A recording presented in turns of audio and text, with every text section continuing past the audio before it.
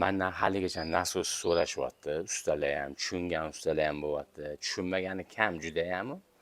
Nimaga apparatga emas, pardachaga qo'yasizlar degan gaplarni gapirishyapti. Kirchatkani ham qo'yib turaylik sinishini. Filtr qo'yadimi, qo'ymaydimi?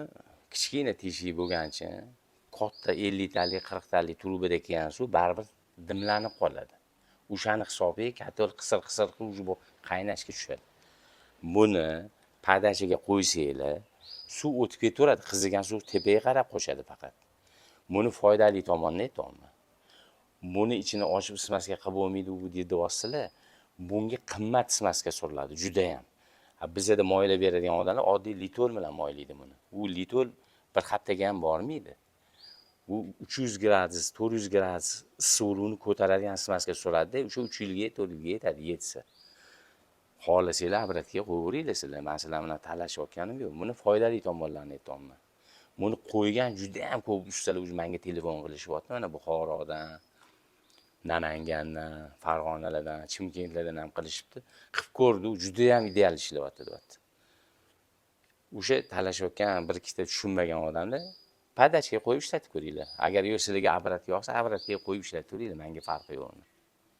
Sizlarga foyda bo'lsin deb men gapirib chiqaman. Bu yerda filtr qo'yadi, u filtr qattiq qilavergandan keyin setkasini olib tashlaydi. O'sha olib tashlaganda o'sha kelgan shilak sindirgan uni kirchatkasini. Filtr tursa kirchatka sinmaydi, lekin suv dimlanib yotaveradi, dimlanib qolaveradi. Svet o'chganda 100% dimlanadi, sistema ishlamay kattol qasir-qusur bo'lib ketar ekan. Men bu yangi chiqqanda men haftaga ishlayman o'zi, bypassni men yasab berardim. O'sha paytda yasab berardim, u bypassni hamma ham o'chirib yoqishni eplolmaydi u egasi. Eplagan taqdirda o'yda hech kim bo'lmasa, kim u yoqib o'chiradi u bypass. U bypass yopiqligicha qoladi, bu sras qaynashga tushadi katta yo'l.